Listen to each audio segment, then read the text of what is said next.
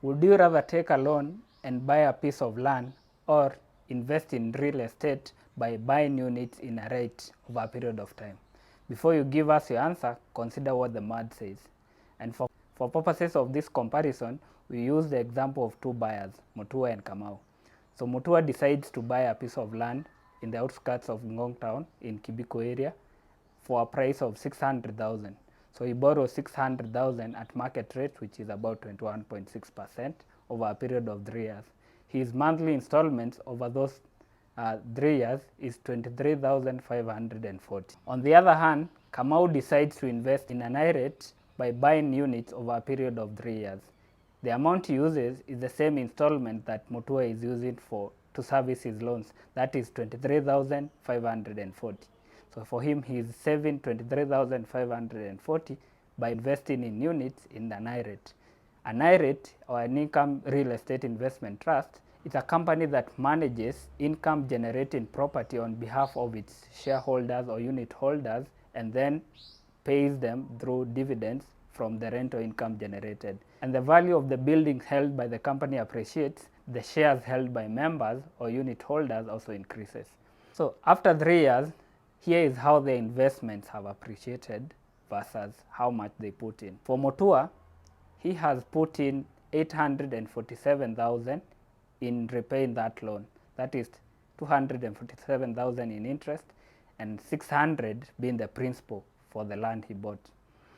For the land, the appreciation, assuming it maintains an 8% appreciation rate, which is among the highest in the Nairobi region, then the piece of land will be worth 750,000 after 3 years. That is to say, Mutua has paid about 97,000 more for this piece of land because he has paid 847,000 for a piece of land that is worth 750,000. On the other hand, after 3 years, Kamau has been buying units.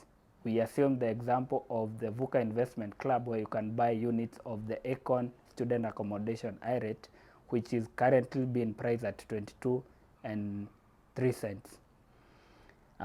So after 3 years, his units will be worth 999,198 shillings. Out of this, about 847,000 is from the actual money he paid, what we'll call principal, same as what Mutua had put in through the loan installment. And on top of that, 82,800 shillings is from the interest accrued from the rental income or dividend.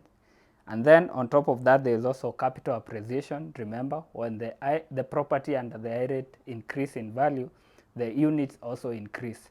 So from capital appreciation, Kamau has made another 69,109 shillings. This is to say, with Kamau's 999,198 shillings, he could either buy a piece of land in Kibiku, where Mutua had bought.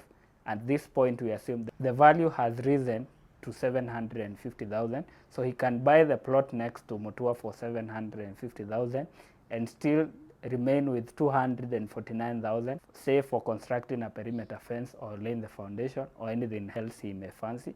Or he can choose to upgrade and look for a better place where the piece of land is going for 1 million shillings and enjoy the benefit of having a better location compared to Mutua in Kibiku. Money254.co.ke has written more about the VUCA Investment Club, including a detailed review of the I-REITs sold through its platform. Click on the link provided to learn more.